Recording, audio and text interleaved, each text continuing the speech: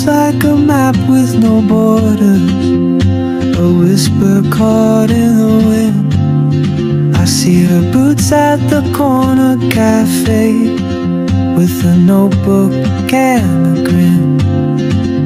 She's chasing skies I've never named while I stay in my lane.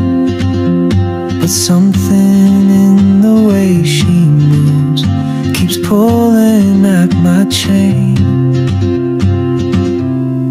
Oh, traveler, you carry the sun in your stride, leaving behind what কক্সবাজারে যারা ঘুরতে যান তারা Laboni point, Sugandha beach, Kolatoli beach এগুলো তো ঘুরেই আসেন। তবে যারা এগুলো ঘুরে চলে আসেন তাদের উদ্দেশ্যে বলবো, কক্সবাজারের আসল সৌন্দর্যই হচ্ছে কক্সবাজারের মেরিন ড্রাইভের অংশটুকু। এটা যেহেতু আমার জীবনের প্রথম কক্সবাজার ভ্রমণ, তাই আমি এই সৌন্দর্যটুকু কোনোভাবেই মিস করতে চাইনি। তাই সেই উদ্দেশ্যেই এই সুন্দর জিপ গাড়িটা ভাড়া করে আমরা ছুটে চলেছিলাম মেরিন ড্রাইভের দিকে।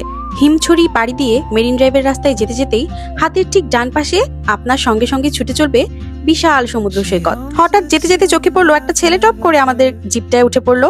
ওর হাতে দেখছিলাম একটা বিশেষ রকমের ফল, যেটা হচ্ছে কি বলে ওটাকে, আনারকলি। তো এটা সচরাচর আমাদের এদিকে আমি দেখিনি, ওখানে গিয়েই দেখলাম। তো টেস্ট করে দেখেছিলাম, আমার খুব একটা ভালো লাগেনি। কি দারুণ এক দৃশ্য, তাই না?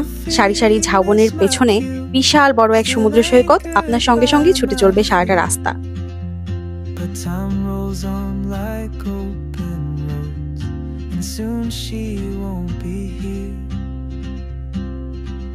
আরো একটা ভালো লাগার বিষয় হলো, গাড়িতে অনেকক্ষণ বসে থাকতে থাকতে যখন ক্লান্ত হয়ে যাবেন, চাইলেই গাড়িটা যে কোনো একটা সাইডে থামিয়ে একটু জিরিয়ে নেওয়ার জায়গাও আছে অসংখ্য। আমরাও তাই ঝাউবন গাছের মাঝে এই হ্যামকগুলো ঝুলানো দেখে আর এই ডাব দেখে থেমে গেলাম এই বিচটায়।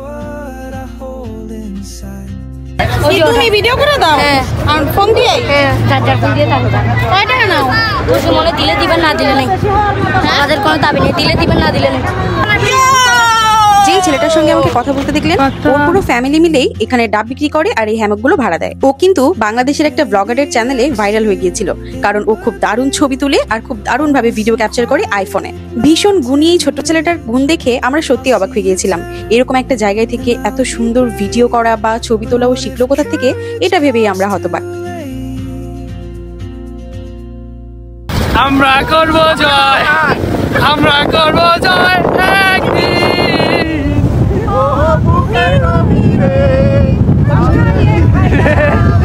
আমরা করব। আমাদের এত খুশি আর দেখে নিশ্চয়ই বুঝতে পারছেন আমরা ঠিক কতটা এনজয় করছিলাম এই জায়গাটা। ওই বিচ থেকে ওই ছেলেটাকে দিয়ে কিছু ছবি তুলে আর ভিডিও ক্লিপ নিয়ে আমরা আবার রওনা দিয়ে দিয়েছিলাম আমাদের গন্তব্যে। এখন আমরা আছি ইনানি বিচের ভাইরাল সেই ব্রিজটার এখানে। যদিও এখানে আমাদের নামা হয়নি, কারণ ব্রিজটায় ওঠা তখন বন্ধ ছিল, কেন আমি জানি না। যাই হোক, ইনানি বিচ আমরা নেক্সট দিন ঘুরেছিলাম, সেই ভিডিওগুলো আপনাদের সঙ্গে পরে শেয়ার করব। আজকে আমাদের গন্তব্য শুধু মেরিন ড্রাইভে যাওয়া। পথে যেতে যেতে হঠাৎ চোখে পড়বে অনেক বড় বড় রিসোর্ট হাতের বাম পাশে, কারণ এই ডান পাশের সমুদ্র সৈকতের বাম পাশের রাস্তায় যখন এত বড় বড় রিসোর্ট থাকে, নিশ্চয়ই সেখানে আসে যারা একটু কোলাহল মুক্ত বিচ ঘুরতে চায় তারাই। আর এই রিসোর্টগুলো কিন্তু বেশ এক্সপেন্সিভ।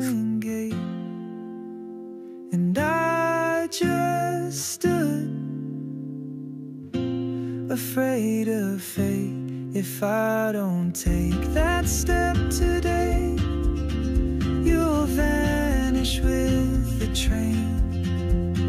রাস্তা ধরে আগাতে আগাতে অনেক কিছুরই দেখা মিলবে, কিন্তু বেশ অনেকটা দূরে যাওয়ার পর হঠাৎ চোখে পড়বে এক অপরূপ দৃশ্য, যেটা হচ্ছে হাতের বাম পাশে থাকবে পাহাড় আর ডান পাশে থাকবে সমুদ্র সৈকত। পাহাড় আর সমুদ্রর একসাথে এই কম্বিনেশন দেখতে হলে আপনাকে অবশ্যই এই মেরিন ড্রাইভে আসতে হবে, এছাড়া কোনো বিকল্প উপায় নেই। আমরা আবারও একটা বিচে থামলাম, এটাকে সম্ভবত লাল কাঁকড়া বিচ বলা হয়, কিন্তু স্যাডলি এখানে কোনো লাল কাঁকড়া ছিল না।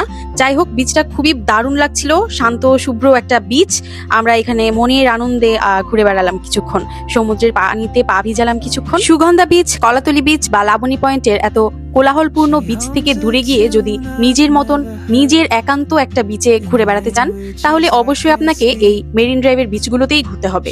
এখানে কিছুক্ষণ সময় কাটিয়ে আমরা আবার রওনা দিয়ে দিলাম। আর এখন দেখবো একটা অসাধারণ জিনিস, যেটা দেখে আমরা সবাই ভীষণ রকম কি বলে একটা শান্তি কাজ করছিল মনে। এত সুন্দর একটা পাহাড়, এই পাহাড়ের নাম হচ্ছে সম্ভবত হলিউড পাহাড়, কারণ হলিউড পাহাড়ের যেরকম একটা কি বলে একটা ডিজাইন থাকে, আমাদের কক্সবাজারের এই পাহাড়টাতেও কিছুটা এরকম খাঁচকাটা ডিজাইন টাইপের আছে।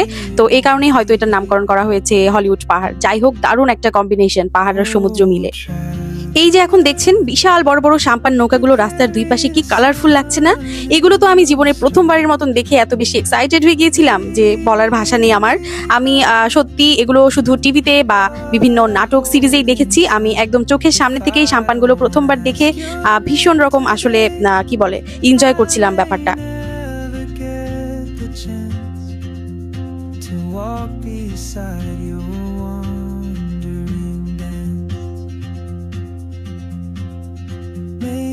এখানে আমরা গাড়িটা থামিয়ে বেশ কিছুক্ষণ সময় কাটিয়েছিলাম, ছবি তুলে ভিডিও করে আমরা আবার রওনা দিয়ে দিলাম। আমাদের এই যাত্রা শেষ হতে এখনো অনেক বাকি, কারণ আমাদের সেদিনের যাত্রা ছিল অলমোস্ট 86 to 87 কিলোমিটার, যেটা হিউজ।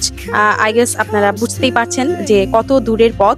কিন্তু সত্যি বলতে একটুও ক্লান্ত লাগেনি, কারণ এত সুন্দর দৃশ্য দেখতে দেখতে যেতে যদি কেউ 100-150 কিলোমিটারও যেতে বলে, তাতেও আসলে কোনো খারাপ লাগার কথা না।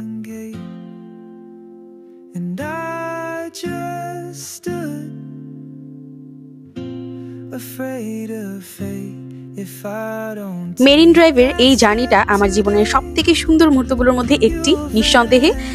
যারা কক্সবাজারের আসল সৌন্দর্য দেখতে চান, অবশ্যই আপনারা মেরিন ড্রাইভ ভ্রমণ করবেন, নইলে কক্সবাজারের সব থেকে সুন্দর সৌন্দর্যগুলোই আসলে আপনারা মিস আউট করে ফেলবেন। নোহাই বেবি পলিতে করে অনেকগুলো শামুক ঝিনুক কুড়িয়েছে সেই লাল কাঁকড়া বিচ থেকে, সেগুলো নিয়ে এসে খেলতে খেলতে রাস্তা দিয়ে যাচ্ছিল। আমার বাকি জার্নিটুকু আমি নেক্সট ব্লগে আপনাদের সঙ্গে শেয়ার করব।